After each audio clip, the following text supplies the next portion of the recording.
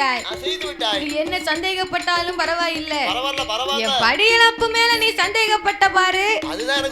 தெரியாமல் செய்திருந்தால் நான் உன்னை மன்னித்திருக்கலாம்.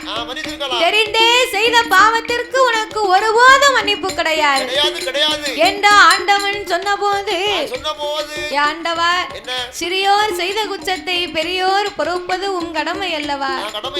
அப்படி இருக்கும் போது நான் தெரியாமல் செய்து விட்டேன். என் சிவனாரே, நீர் பாவத்தை பொறுக்க வேண்டும் என்று பார்வதா தேவி சொன்ன போது, ஆங்கார கோபம் கொண்ட ஆண்டவே சிவபெருமான், ஏடியம்மா பார்வதியே, நீ என்னுடைய வார்த்தை கேள்.